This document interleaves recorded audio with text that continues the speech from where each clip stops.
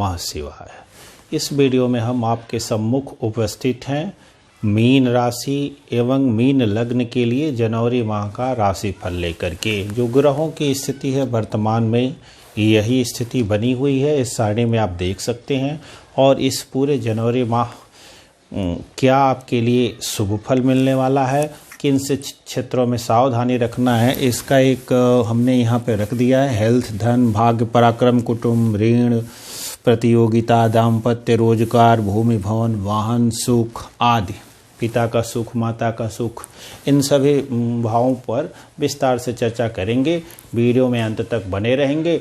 Channel पे नए हो तो सब्सक्राइब करें और वीडियो अच्छी लगे तो लाइक ज़रूर कर देंगे। आइए देखते हैं क्या स्थिति रहने वाली। जो ग्रहों की स्थिति है ये ऐसी है, यदि बहुत सारे ग्रहों का गोचर अच्छा हो तो उसका हमें लाभ लेना चाहिए और इस समय जितने भी हम बड़े कार्य कर सकें उतना ही अच्छा है, क्योंकि हमें उसका लाभ प्राप्त होता है। और जिस समय हम गोचर में हमारे ग्रहों में अधिकांश ग्रहों का गोचर अच्छा नहीं चल रहा हो उस समय हमें अपने कदम सावधानी पूर्वक रखने चाहिए और बहुत बड़े कार्य यदि वो टल सकते हों तो उन्हें नहीं करना चाहिए। और आवश्यक कार्य हैं तो उसके लिए ईश्वर उपासना, इष्ट उपासना आदि विशेष करके ही तब कोई निर्णय लेना चाहिए। तो आइए देखते हैं। मीन राशि यहाँ 12 नंबर लिखा होगा। आपकी लग्न कुंडली में यहीं पे चंद्रमा है तो मीन राशि है। ये आपकी लग्न कुंडली है, यहीं लग्न या असेंडेंट एस लिखा रहता है तो वो लग्न है, तो यह राशि फल आपके लिए है। यदि आपकी कुंडली नहीं है तो नाम राशि से सिर्फ व्यापार के लिए ये देख सकते हैं, अर्थात रोजगार के लिए यह देख सकते हैं। अन्य चीज़ों के लिए नाम राशि प्रभावी नहीं है। अब नहीं है तो उसी से काम चलाइए। मीन राशि वालों के लिए बड़ा ही उत्तम गोचर अभी भी बना हुआ है। एक समय किसी भी व्यक्ति के अधिकांशतः ग्रह गोचर में अच्छे हों ये बड़ा कम मिलता है। तो आइए देखते हैं। अभी भी जो पिछली वीडियो आप देखे होंगे सारे बड़े जो प्लैनेट हैं इनका जो गोचर है वो बड़ा ही शुभ स्थिति में है। साथ ही गुरु का भेद है, यहाँ स्थित ग्रह से होता है। 8वां स्थान खाली है तो गुरु का भेद भी नहीं हो रहा। गुरु नीच है पर एकादश स्थान में नीच ग्रह भी उत्तम फल प्रदान करते हैं। यहाँ तो गुरु का नीच भंग राजयोग बना हुआ है शनि के कारण। शनि भी स्वराशि में होकर के एकादश स्थान में प्रशस्त माने जाते हैं और बड़ी ही अच्छी पोजीशन है। और ये जो शनि की तीसरी दृष्टि यहाँ पड़ेगी वो गुरु यहाँ पे साथ में बने हुए हैं क्लोज कंजंक्शन में। बुध का एकादश गोचर ये भी अच्छा है। सूर्य का दशम गोचर ये भी अच्छा है। शुक्र का ये दशम गोचर अच्छा नहीं है। केतु कुजवत केतु हैं, अर्थात यहाँ से दृष्ट हैं तो यहाँ पे कुछ इसको मार्का लगा देते हैं। अशुभ ग्रह हैं फिर भी बहुत नुकसान ये नहीं कर सकते हैं। खुद भी आध्यात्मिक प्लेनेट हैं, क्या नुकसान कर सकते हैं ये आगे हम देखेंगे। राहु यहाँ काफ़ी उत्तम स्थिति में है फिर भी अशुभ ग्रह हैं तो क्या नुकसान कर सकते हैं वो हम बाद में देखेंगे।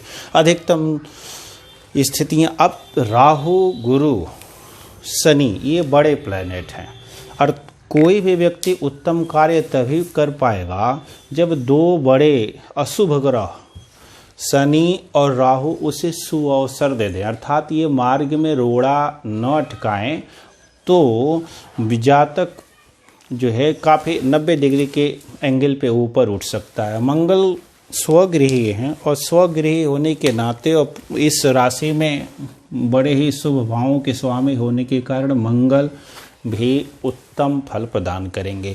अब यहाँ पे इस जातक को कोई रोक नहीं पाएगा। अब यदि मीन लग्न हो, मीन राशि भी हो, लग्न हो तो अष्टक वर्ग को भी देखना है। अब इस माह भी यदि आपके उत्तम समय नहीं जा रहे हैं तो निश्चित तौर पे कुंडली आपको दिखा लेनी चाहिए। आप जन्म के समय ग्रहों की दशा क्या है, ग्रहों का स्वरूप क्या है, दशा क्या चल रही है, वहाँ से गलती हो रही कमी होगी। अन्यथा यहाँ से आपको जिन भी कार्यों में आप हाथ डालेंगे वहाँ सफलता मिलेगी। धन संग्रह करना चाहेंगे धन संग्रह होगा, आमदनी चाहेंगे आमदनी होगी, उत्तम पद चाहेंगे पदोन्नति भी मिलने के आसार होंगे और धन संग्रह भी होगा, आमदनी भी खूब होगी, छप्पड़ फाड़ करके आमदनी होगी इस समय। तो क्या होगा, हेल्थ आपका अभी भी काफ़ी उत्तम रहने वाला है, कोई विशेष परेशानी नहीं है। यदि आयु की आखिरी स्टेज है, तो वो किसी बुरे ग्रह की दशा न चल रही हो तो धन आपको आमदनी भी खूब होगी और यहाँ से आप संग्रह भी कर पाएंगे। भाग्य कैसा रहेगा, तो मंगल की यहाँ पे दृष्टि है, तो भाग्योदय भी होता रहेगा और पराक्रमी आप इस समय खूब होंगे। बड़े साहसीपूर्ण आप निर्णय भी ले पाएंगे, काम भी कर पाएंगे। थोड़ा सा भाई बहनों से मनमुटाव हो सकता है, इसके अलावा और कोई विशेष परेशानी नहीं है। धन के संबंध में, पराक्रम के संबंध में, यात्राओं के, छोटी छोटी यात्राओं के संबंध में लाभ ही लाभ मिलना है। इलेक्ट्रिक के सामानों के संबंध में कोई काम वगैरह करना चाहते हैं, पूरी तरह से सफलता मिलेगी। राहु कलयुग का राजा यहाँ पर अभी आपके लिए बना हुआ है, तो उस वाले सूत्र को लागू करते हुए आप लाभ ले पाएंगे। शिक्षा और प्रतियोगिता की स्थिति ये है कि गुरु की यहाँ पे दृष्टि है, बुद्ध की भी दृष्टि है, अर्थात बुद्धि उत्तम कार्यकरी, विवेकवान भी आप इस समय होंगे। तो इस कारण प्रतियोगी पर सूर्य का गोचर यहाँ पे काफ़ी उत्तम है और सूर्य के इस गोचर का फल ये है कि जिन भी कार्यों में आप हाथ डालेंगे वहाँ आपको सफलता मिलेगी। सरकार से आपको सफलता मिलेगी। कोई भी काम ठेका उका का आदि है वो इस समय टेंडर भरेंगे, मिल जाएगा। पहले से कोई बाधा रुकी हुई है वो काम हो जाएगा। पहले का चेक फंसा हुआ है वो अच्छा अवसर है, प्रयास करेंगे, लाभ प्राप्त हो जाएगा। नौ प्रतियोगी परीक्षा यदि दे रहे हैं तो उसे बीट कर पाएंगे। शत्रु आपके पास तक नहीं आएंगे, दूर से ही आपसे डर के भाग जाएंगे, ऐसा गोचर आपका बना हुआ है।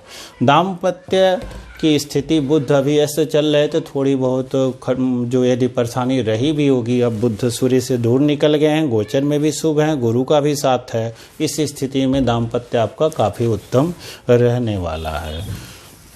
भूमि भवन वाहन के संबंध में इस समय अभी आपको थोड़ा सा रुक करके निर्णय लेना चाहिए। माता के स्वास्थ्य में कोई विशेष परेशानी तो नहीं होगी और वो कलह हो सकता है और वो कलह पत्नी से हो सकता है या किसी अन्य महिला से हो सकता है।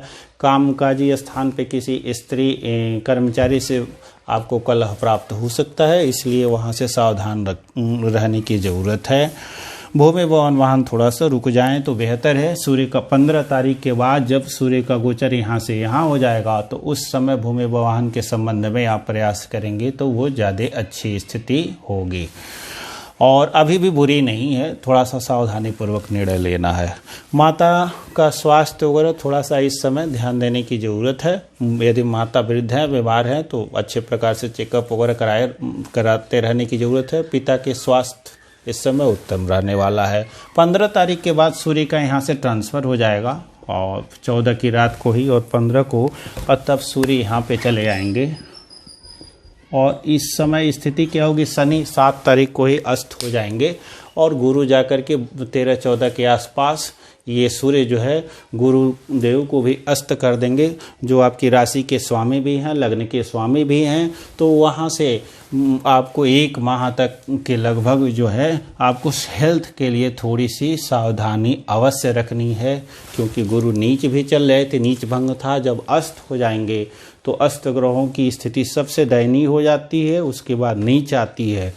तो इस समय ये स्थिति है कि आपको स्वास्थ्य के संबंध में 15 तारीख के बाद विशेष सावधानी बरतनी चाहिए। दाम्पत्य के जीवन में आपको विशेष चिंता की अब ज़रूरत नहीं है। बुध अब उदय हो चुके हैं, उनका गोचर अच्छा है।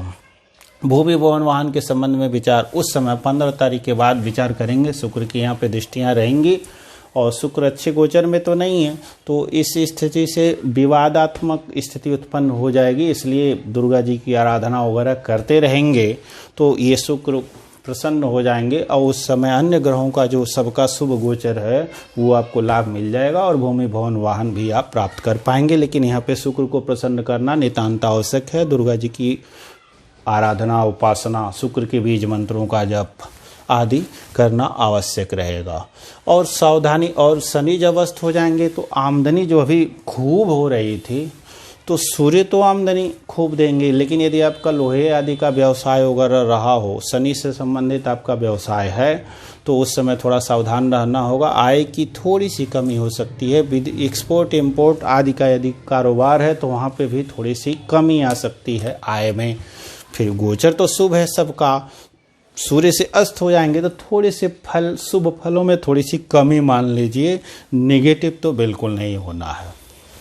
तो ये रहेगा। मंगल लाभ के लिए क्या करेंगे, तो मंगल खूब धन भी देने वाले हैं, उनकी चौथी दृष्टियां यहाँ पे पड़ेंगी, तो संतान आदि के संबंध में प्रयास कर रहे हैं। तो इस समय बहुत अच्छी स्थिति नहीं, अभी तक तो बहुत अच्छी थी, आगे जा कर के अब अच्छी नहीं होगी, क्योंकि 15 के बाद सूर्य भी यहाँ जाएंगे। तो अभी प्रयास कर लीजिए 15 तारीख तक। 15 तारीख के बाद यदि आप संतान के लिए इच्छुक हैं तो वहाँ पे आपको रुकना पड़ेगा, क्योंकि गुरु भी अस्त हो जाएंगे और साथ में यहाँ से बुध, शनि की और सूर्य की भी दृष्टियाँ यहाँ पे पड़ेंगी, तो बाधाएं रहेंगी और वो समय बहुत अच्छा नहीं होगा। आप यात्राएं आदि करते हैं तो उस समय भी आपको यहाँ से शनि आदि की दृष्टियाँ जो अष्टम पे पड़ रही हैं, तो कुछ न कुछ परेशानी भरा रह सकता है। शोध आदि के कार्यों में बहुत अच्छा ये समय रहने वाला नहीं। तो कुल मिला जुला करके बहुत बड़े कार्य अभी 15 तारीख तक तो बहुत उत्तम बना हुआ है। आगे जाकर के थोड़ी सी सावधानी रहते हुए केवल दुर्गा जी की आराधना कर लेंगे और उस समय देव गुरु के बीज मंत्रों का जाप करते रहेंगे। और वायुवर्थ आपकी कुंडली में गुरु अच्छी जगह पर स्थित हैं तो पीला पुखराज धारण करके रखेंगे, तो अस्त गुरु का जो है दुष्प्रभाव कम हो जाएगा। और यदि गुरु अच्छी स्थिति में नहीं है, आपका लग्न कोई और है, तो उस समय आप जो है ओम ब्रेंग बृहस्पतये नमः जो देवगुरु का बीज मंत्र है उसका जाप करेंगे, भगवान शिव का ओम नमः शिवाय करते हुए अभिषेक करेंगे, तो उससे भी लाभ प्राप्त होगा।